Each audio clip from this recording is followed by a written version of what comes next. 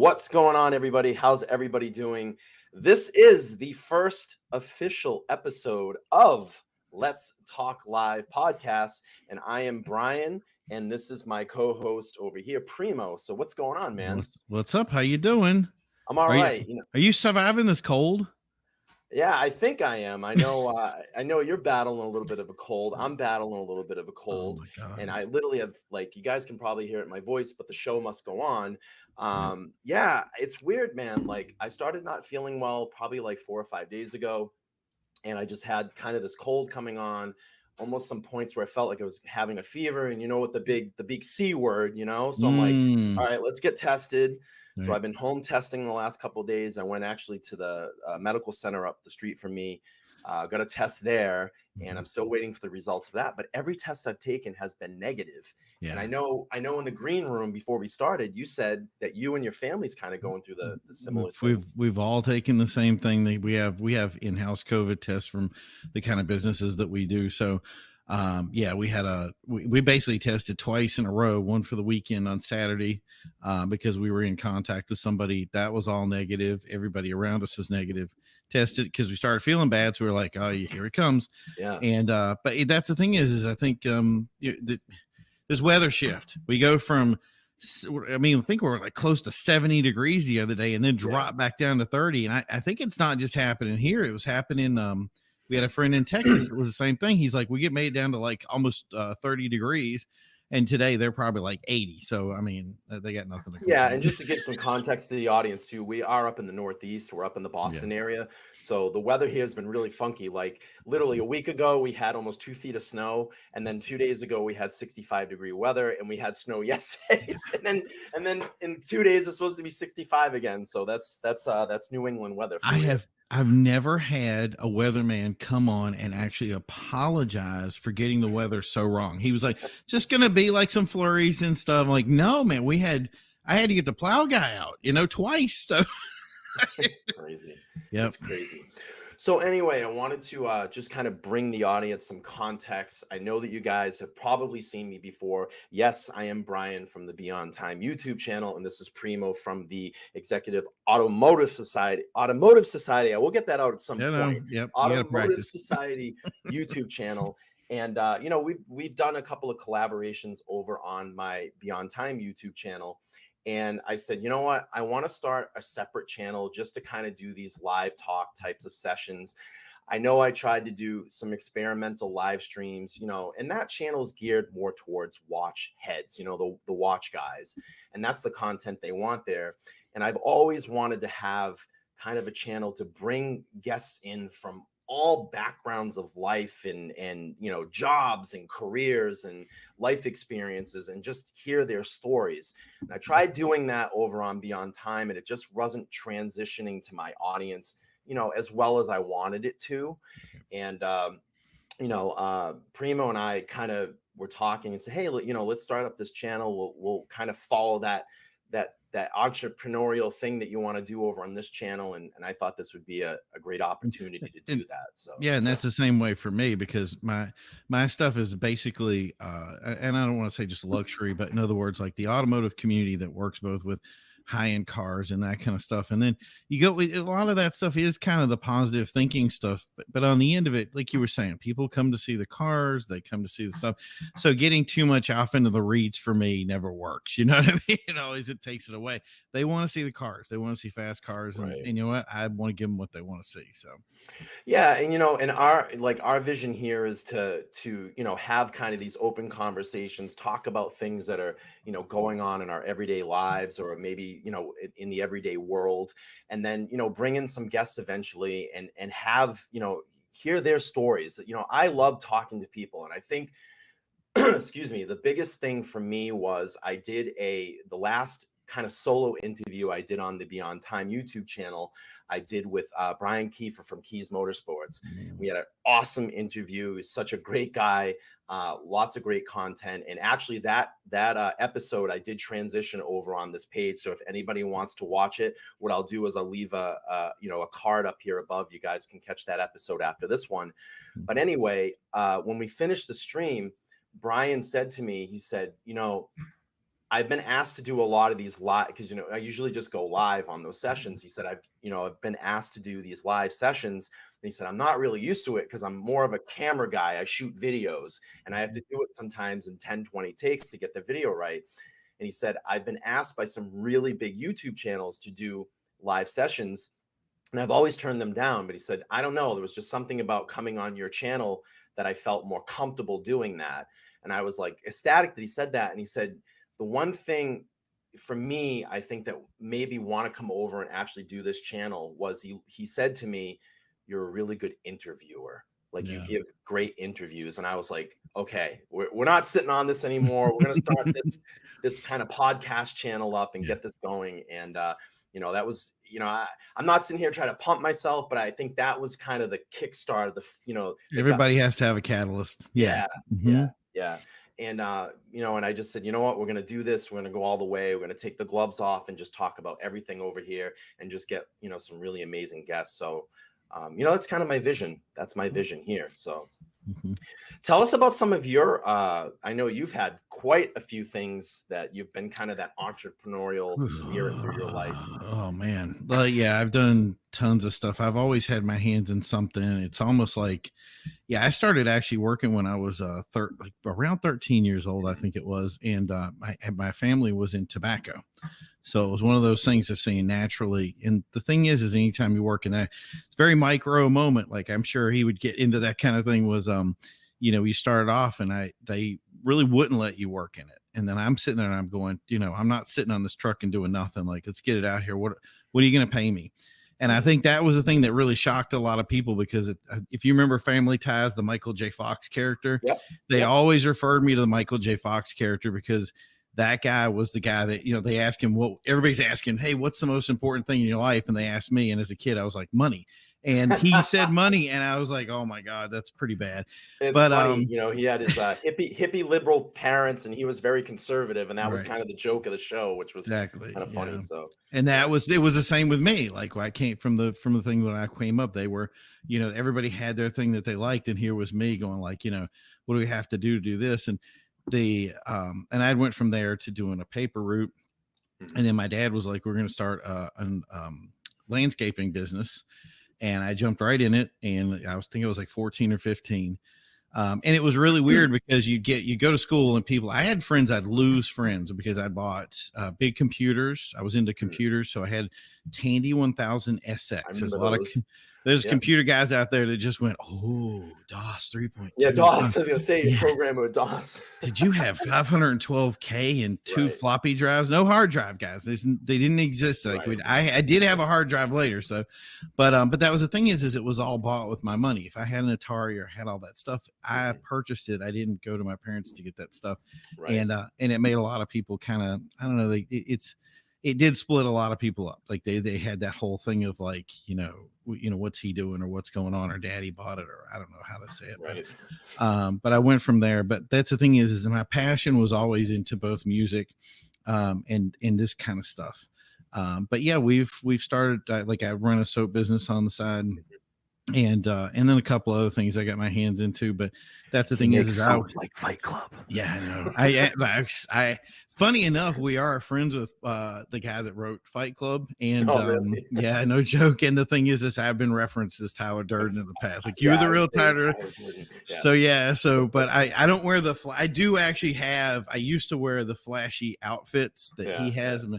I've become a little bit more, I guess, conservative, if you will, over time. But yeah, so that was the thing is, but my passion has always been with this. So I ended up making channel after channel after channel and doing a lot of crazy stuff that I don't know how I got here, but I just kept doing it.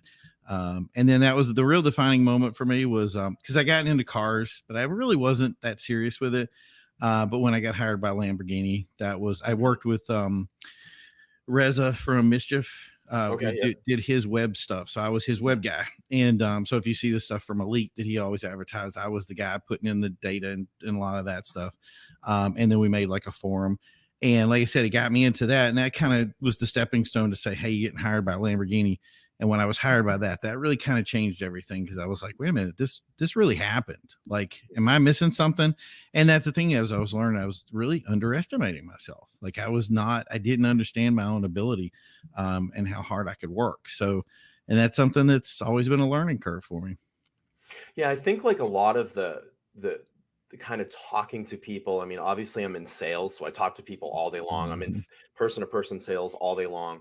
I've played in bands. I've recorded albums. I've had been in car groups and involved in music and concerts, and I've always kind of had that in me and creative, like making my own graphics, and Right. I've always been really into that. And it's funny because I think for a while in my life, in my teens and 20s, a lot of that came out. And I think my 30s were a lot different. And yes, I'm in my 40s, but now it's kind of coming back out again in my 40s. I'm kind of refining myself again. Mhm. And that's okay, because you can go through things like that in life where, maybe you have something in a certain point in your life, it kind of goes away for a little bit and comes back around. Mhm. And I get this is a good question for you too, and I want to see if you had this experience. A lot Mhm. of things that happened to me was, you have these dreams and goals that are huge, and maybe they were kind of, I would use the word flighty. You know what I mean? Like when Mhm. I got into music and I was doing stuff, because I sang opera, scary enough, and I was Mm. doing stuff where I was starring in these stage shows and stuff and getting all this stuff happening. I really started believing, you could do this band thing. This could really be something big. But when I went back, everybody's like, nah, that's never going to make, you're one in a million. That stuff never works. And now I look at it and I see okay, this is why they see that stuff. This is how to make it work. And it was based on a theory, and a lot of it's mindset. But the thing is it's something that I really did. I guess you could say I did give up on it. And did you ever get a lot of input from your stuff to say that maybe I would have done things different if I hadn't got that negative input? It's funny that you say that. I think I'm going a little bit through that on the Beyond Time YouTube channel, and that's why I think I came over and started this. And it's not that I felt like I did things wrong, and I don't want to feel like I pigeonholed myself. I just don't feel creative enough on there right now, like to Yeah. be able to make content. I'm really in a writer's block over there. And Mhm. sometimes, you have something that comes in and it's so like that channel came in quick. Within 6 months, I was monetized on that channel. It came in like a bull. And I had Mhm. some really great help from great guys, JJ, Marco, all the supporting guys that would come on the panel, the captain, Ari, Watch Sasquatch, Wings and Watches. Like these guys are just such great people, and they're so close to my heart. But it's like I wasn't feeling, I don't want to say like free enough, but I just felt like doing more of something like this was in my style. And it doesn't mean that I'm going to shut that down. I will go back to it at some point, but I need a break right now. And Right. that creative juice will kick up. And that's why I said, if you have this entrepreneurial spirit, I'm sure you can attest to this too. Doing several things at one time is always not a bad thing, Right. because you might find in Mhm. those certain things what you're really looking for, and that pulls you in that direction. Right. Like I never stopped playing guitar. I play guitar almost Mhm. probably 2 hours a day. Obviously I have different channels. I have some secret sauce channels that I actually do that I don't tell anybody about. And I just let it do its thing organically. Right. And it's something where like you were saying, you let those creative juices flow. And I think that's the thing is that's important. It's also getting out of your comfort zone and Yeah. doing something that's just brand new and just say, hey, I don't know where this is going to land. Right. Hey, you're not going to know until you throw the dart and see where it goes. So Yeah. So, like I said, it's something that I'm not shutting that channel down. I'm still gonna be able to create content, and I'm just in a writer's block right now. And I think sometimes when I do that, and it's no fault of my own. It's just it's who I am, and I know it's something that I have to change. I get quiet on people, the supporting people around me, and I think I do that out of like I don't want to disappoint them, so mhm. maybe I just fade out, and that's bad because you kind of Right. leave people hanging that have been there supporting you. So Yeah. if you guys are watching this, the crew over on the Beyond, from Beyond Time, I'm so sorry. But it's I'm bad at that stuff sometimes, and it's like Oh, I I'm gotta the same way, man. I have people that'll call me. Like my buddy Jim called me the other day, and he was just like, nobody's heard from you again. And it's like, this is what it is. And we do have some situations that are going on here on the home front they would correlate to and go, whatever. But that's the thing is I've been coming up my father was a pastor. A lot of times you go into stuff that a lot of people don't run into, a lot of negative stuff. And I've learned to be very stout with the things that I've run into. So I have very thick skin. But like you were saying, you get into this mode of, I got my work to do, and you get tunnel vision. And that's the thing is you can't do that, because now I have friends, I have people that are actually invested in my well-being. And those people, when they call you up and they go, well, you're doing it again. And I'm you're like, no, I'm good. Everything's fine. Don't worry about a thing. So, but yeah, you have Yeah, to restore. it was like that channel was stressing me out, and I don't Yeah. want to be stressed out. I want to come on here and have fun, Yep. and it was really stressing me out. And that's why I think I just said, you know what? I have to take a little bit of backseat right now, try this, put some energy into this and shift that energy. And I know it will come back around at some point. So I'm not leaving that channel. I'm not leaving the people that support me, because I have great people that support me. It's just I need to try something like this right now. And this is kind of the direction I feel like I need to go in. So Yep. And I say, go for it, man, because this is absolutely. it. Absolutely. Mhm. Absolutely. So I know we were talking a little bit about this in the green room. So what's going on with the Canada situation? Fill Okay, me in. so I know this was I know the something. protest. I know the protest. Yeah, I know the truckers protest. Yeah. my thing here. I'm going to go over to this. I want to get my link up. But yeah, there was basically, as everybody knows, there's a big Canada protest. It's been going on for about 2 weeks now. There's been kind of a debate about between the truckers trying to get Trudeau to go in and have a communication with him, and he's been basically pushing back. Yesterday, I think he walked out of a parliament meeting. So he kind of knew something was going to go down, and I just really was, ticking where it was going to go. And about Hang on a second. as the That wasn't a good recording article. goes, Yeah. Let yeah, me let as me the pull up an recording article here. goes, it Go was ahead. about Yep. an hour ago, from this where we're recording right now, that he enacted an emergency act, and it's something that it is actually just called the Emergencies Act. It was passed in 1988 in Canada, and it basically gives them the government broad control to Mm, mitigate, and this is the statement, is urgent and critical situations that, quote, seriously endanger the lives and health and safety of Canadians. Now, I hate to say it like this, but this really, for me, I felt very martial law. That's not words that they use in other countries. So, but right. yeah, it really felt it. So this is something that he's going to try to enact. So it really felt like he's up in his game here. And he said in the past that he didn't plan on using any sort of military force. Mm, But that thing is, that's something that's available to this. It still has to be passed. And the thing is he has to give a situation. It's one of four situations. It's either espionage and sabotage, foreign influence activities, threat or use of acts of serious violence or political religious ideology objectives, mm, on covert unlawful acts intended to undermine or overthrow their constitutionally established government. I think it's going to be very hard pressed for him right now. None of those things are meet the criteria. So it would make me think that it's not something that would be passed. But I'm more interested in finding which of those he says applies here. mm, That's where I'm kind of confused, because he's been calling this basically like an insurrection. And it's just from the huge thing is they've been blocking. We actually had somebody that was going to be on a show the other day. They couldn't come in because they're from Canada and they're a trucker. They were actually blocking their internet. So he couldn't actually be on the show. It was so crazy. I was like, where are we? What's going on? right. But these live streams popped up. There was like 15 to 20 of them, and I'm watching guys in the street that are live streaming this and showing the world that what they're being sold isn't exactly what's Right. going on. And I find that this is very intriguing. You know what I'm saying? Especially having Canada be the one that says, we're done with this, and we're taking extra steps. So where's it going next? You know what I mean? It's like, listen, we've all been locked down for 2 years.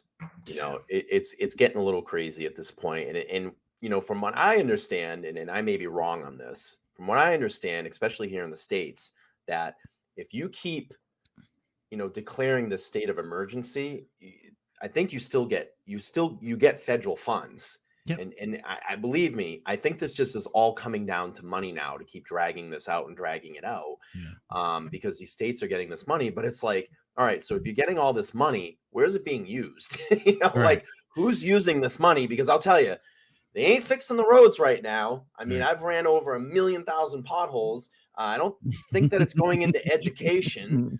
I'm not hearing any changing in the education. We're not helping the homeless. No. So where's all this money going? You Yeah, and know, that's the thing is that's I think that's a big question about if you need to have these resources, like for instance in a major pandemic, like that, these emergency situations got brought up, and honestly some of them may see as knee jerk reactions, or for instance like snow, like we had a blizzard. yeah, Thankfully this last one we didn't have to have any sort of emergency call in, but for instance with the one before that, I think it's 2018, uh I was like, when does it get declared? Because they need sand, they need stuff, so stuff has to be diverted from other areas. And right, like you were saying, if they're being diverted from other areas, what are they going into? Are they going into military? I don't think it would be, but the thing is I still at this point of like, can we put past him? Because the idea of he's what if he feels like this is an insult to his character? In other words, he's fought this battle, he's gone all in, even if he's bluffing, he's got to put all the chips in and go, and this is it. This is the full chips in mode, and going, hey, I'm not going to be embarrassed by you guys anymore. What do I need to do to stop it? And what are those things? Are they extreme, or are they just simply calling the police force in and saying, hey, everybody's on call. We're going to hire a couple more dudes, and we're going to give you the resources that you need to go in and start towing trucks out. And at that point, what kind of these guys have shown as protesters, their ability to adapt is insane. When they started taking fuel from them, they yeah, had hundreds of people bring fuel that was in empty canisters or had yeah, water. One guy had fruit punch. He walked up to the cops and he was like, would you like some fruit punch? It's in a gas tank. I'm like, what is going on? It's so crazy. And the officer is just like, huh? Like, yeah, that's fruit punch? Like, these guys are good. And the thing is now we have the same things are happening. I believe it's Germany, France, probably the UK, and now in America, March 5th, I think, is what they're trying to get for the date here to mhm. start it here. So this thing is spreading. You know what I mean? It's listen, we've been locked down for 2 years. We obviously know the C word is real. It's Right. it's killed almost a million Right. a million Mhm. Americans. Right. Um, but at some point we have to move on with our lives. We can't continue to be in this. We're not conditioned to live like this. We're not conditioned to live inside and be, that's not how our brains work. That's not Mhm. how our bodies work. Yep. And obviously we want to keep doing all the things to keep us safe. If you believe in masks, then wear a mask. If you believe in being vaccinated, be vaccinated. I think that if you're vaccinated, that's great. If you're not vaccinated, that's great. That's your choice. Yeah. If you want to wear a mask, that's your choice. Do the things that you feel that you think that are safe for you, Right. and maybe have some of those, government guidance, but Right. there's been a lot of overreach through this whole thing. We know that. Mhm. And it's at some point, we have to move on. Right. As we know, the case numbers are going down, the case load's going down. Um, you know, uh, it's time to move on. It This was my end. This was kind of my thing about it. So when let's say you get into a game. Oh, okay, for instance, here we do the stream, right? Yep. And we say we're gonna go and we're gonna do this show. There's a time when we begin and a time when we end, and then we Right. have that kind of things in between. And then when Right. we're done with the show, we have certain things that we want to do after, and then there's Mhm. some things that kind of preempt the next show, and then you Right. have those things going. With every situation, those things happen. The problem is that this thing that they have going, what is your target? What is your goal? What's the thing? If I go Right. bowling, 10 who did the Right. 10 sets, we're golden. This doesn't have that. Nobody's ever defined an end game. Is it the idea that we learn to live with this, or Right. the idea that we must go to zero? And Right. the thing is if you don't define that, if you don't Mhm. say this is where it is right now. And I think the reason why it's become so politically charged is because one side says until there's 0 cases, we're still going, Right. and the other side is going, Like, let's we move on. want to. Right. Yeah, the Yeah. other side is like, let's everybody get vaccinated and move on to the next thing Right. and just Right. learn to live with this. Right. And this is what's going to happen when Yeah. you're playing a football game and the other guy says there's 4 innings and another guy says no, we keep playing until somebody wins. Where does this go? You can play forever. It just doesn't work. And I think that's the thing is there's one goal isn't attainable, and we're not sure if the other was attainable. We have to be able to measure that. So Yeah. I don't know, man. We're not going to solve all the answers in one We're not going to solve no, all the answers in one podcast. I'll tell you that. no. We're just two guys having fun. Next show is world peace and hunger, world Yeah, hunger. right. Everything is all together. Yeah, One shot. we got it. Don't worry. We're going to solve it here for you. Don't Dial in think next so. time. Right. Right. So Uh, anyway, before we end the show, I want to touch a little bit on this subject. Did Yeah. you happen to watch the Super Bowl? Yeah, I did. Okay, I actually no. Okay, so I didn't watch the Super Bowl. I only watched the halftime because Halftime it's show. a music. So, and my wife is like, "We're going to do this stuff," and I didn't realize it. And then I'm a car guy, so they're like, "There's Impalas there." Right, right. Everything dropped, so I was just like, "Yeah." Okay. I actually watched the Super Bowl. I loved the halftime show. I thought it was amazing to see Dre come out, bring his his artist out there and display this. For me, I'm a 90s guy. I'm an early, a 2000s guy. I thought that was great to have that tribute to hip hop. And obviously we're in February and it's Black History Month. And I think it was just a great representation of that. It was very classy.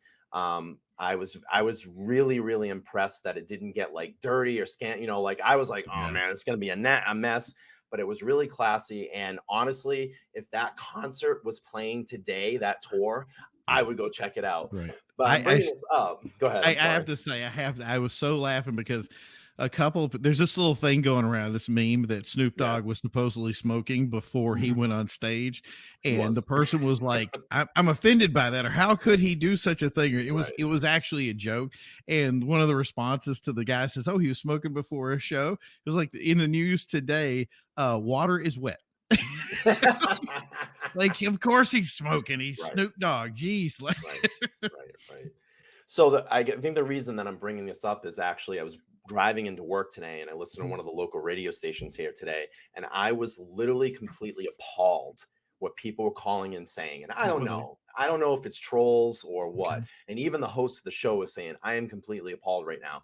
People were calling in, and can you, like, seriously, we're in 2022 right now. Okay. Right. They were complaining that the show was too black. What? Who did you say black? Yeah. Like it was too black. Who are these disgusting people that are calling in and talking about this? And it's crazy. It's like, dude, we're in 2022. I was a fantastic show. It's like, who are these people calling? And they're like, oh, well, you could have gave it better balance if the people that came out, you could have had 2 white women singing God Bless America in the national anthem and then go on with that show. Like, who are you? Right. Was Eminem not white enough for them? Well, I don't know, man. He's very pale. So, I mean, But it's like, but that goes back to, I think, a lot of that blind racism, that blind ignorance that people have, that they have a problem with successful people in this world. And it's like, when I look at someone, I don't look at someone like that. I look at their character. I want to know who they are. It's just really disgusting that people still think and talk like that in this day and age. That's embarrassing. Yeah, like the idea that you would think like that. I mean, that's the thing is some of the people have arguments to say that, that some of their movies and stuff like that are being changed because people are trying to force feed stuff into it. And the thing is that if you put it from that standpoint, you also have to go to the other side and say, look, this is the way the show is. It was the artists that we had were the right artists for the right show. Absolutely. And I think they fit that mold perfectly. And like you were saying, if you was going on that tour, this would be that you would definitely go to that tour and you'd never complain about it. And 100%. You know what? All those guys I would love to hang out with. Like if you and each okay, let's have these guys on the show, like done in a heartbeat. I have 1,000 questions, but I more have a question with the people that are bringing that up to say, what's your end goal? Like, what's what's the argument there? Because That's exactly what the radio host was saying. Like this one girl right, called and she's like, "Well, it probably would have been better if they just, Dre did his show and then they had like two girls that maybe were white sing the anthem in God Bless America." And she's like, what are you getting at? yeah. Like, where See, are and you right I now? have I have see, the thing is Dre has really been pushing his stuff right now. He was on Yeah, just did this big thing with the contract series on Grand Theft Auto, which was huge. I just yeah, imagine like today you used to do marketing, you make a commercial, you do the other stuff. No, you like make sure your face is on Grand Theft Auto. Trust me, millions of people see you. But and he released some music there that had never been released before. mhm, Everybody who played it was like, "Wow, we get first dibs to this." And then the idea to do a show and not just be about him, to say yeah. these are all the different people that have It represented defined our genre. Right, and Really? yeah, and it represented LA, they're Yeah. out in LA. It represented that whole hip hop genre. Mhm. It represented his artist and just, the whole culture of what And it goes had on in Snoop that Dogg. spirit. It was great. It That's was a all great I show. that's I'm sorry, I'm just all about Snoop Dogg. It's I like, had "Hey, Snoop yeah. there, we're good." And I had a lot of fun watching it. I thought it was very classy. It was Yeah. great. Performance ground. Everybody looked good. They all sounded great. And I think it was just kind of cool. Like, the old gang is back together and we're not going away, and it's kind of seeing these guys in their older age and still getting out there and really, putting on a show like that. So I thought it was fantastic. And people really, They listen, haven't slowed down in any they way, and it's haven't. so cool. Yeah. It's a thinking that was a thing that they really petitioned for their mindset that they sold to kids over and over again was to be real. And it's something that somebody would say, well, what happened after 100 years of something? Right. You go back to somebody from day one, and then you go back. I remember when they were first came out. And the thing was, is I kind of looked at it and I said, you know what? These guys really did live up to what they said they were from the beginning. Snoop Dogg, like I was saying, is the same guy. Yeah. Day Hasn't changed. one is you could give him $1 billion and he'd still be the same dude. Yeah. So that's and the thing is trying to give back to their community is just it's so commendable, and I think it's something that we should all learn from. And that's not a race thing; that is a Yeah. human thing. We have to Human thing. learn to be better people and to give back and be the society that we need to be. If we're really going to have the cohesion, we need to learn to trust each other, and that's really what it is. We got to have each other's back, and that's they've always been pitching that lesson, and by God, like learn it. Yeah, So and kind of transition over to that. That's why I think I like a lot of these things, like the YouTube space or car groups, or maybe you go out to concerts and all that, and you just meet so many different people from different cultures and backgrounds, and you learn so many different things. And then I think the thing is that once people start getting past all of that BS stuff that yeah, it's like small you minded really thinking. learn, yeah, you really Mhm. learn how much you actually have in common with everybody, Right. and like myself, that's why I wanted to do a channel like this, to just have conversations with everybody, just different people, and Yeah, learn their story. I want to hear your story. yeah, So definitely, if anybody's ever interested in coming on this podcast, email me. I have the email down in yeah. the description. We want to hear your story. Come on and tell us about you. So Mhm. that's my vision here. That's And my. I got a ton of questions, so I got a Yeah. laundry list over here. It's on the paperwork, so I don't care who you get. We got questions for you. Oh, we have tons of How questions. long do we plan to usually do it? Like an hour, 2 hours, 3 hours? I don't know. I got enough for all that. Yeah, absolutely. So that's kind of our plan and our vision here, to just bring in people from all walks of life and just hear their story. I want to hear everything, Mhm. and just teach people Yeah. about different things and in different, I don't know, the The good entrepreneurial spirit. and the good and the bad. Like that's the thing Absolutely. that so many people have been. It was so funny because some of my background and what I was talking about before is I've learned so much from the people who went through the difficult times. Like Mhm, bringing up names like Dr. Dre, for instance, mhm, they went through times that were very painful that defined them. I hate to bring up like a Star Trek reference, but when Captain Kirk was like, "Hey," it was one of my favorite lines from the movies was they say I'm going to take your pain away. And mhm. Kirk was like, "No, you can't. I don't want you to take my pain away. I need my pain. This is who Yeah. I am. It defines us and makes us better because you never, you can't forge a blade unless you heat it up, melt it, and then Mhm. have it go through the fire. And that's the thing is these people go through these difficult times, and then everyone wants to hear about the good stuff. I don't want to hear about the good stuff. I want to hear the stuff that defines who you are. And a lot of times that's the fire. So bring you good stuff, bring you bad stuff, bring all that, because that is what everybody needs to hear, not wants to hear. They need to hear it. And believe me, I've been through my share of bad. So Yeah. not like criminal stuff, but just Right. really rough times in life. Yeah. And we all I'm on my second marriage, so I understand. So what do you say, Primo? We wrap this one up. I think this was a great first show. I know that I have a couple of episodes already uploaded on the channel. So probably people like, you said first show. So I'm going to title this one episode 5, but it really is our first show. It's the inaugural show. Yeah. So please look out for the show here. We're going to record one a week, upload every Sunday at 10 a.m. for all our new episodes. Like I said, we're going to get some guests on the show and start really getting this thing going. And I'm super excited about it. I'm sure you are too, man. Chomping at the bit. All right, man. All right. So that's going to end it for today. We will see you guys on the next Let's Talk Live podcast. Thanks for joining us this evening. We'll see you next time. Peace.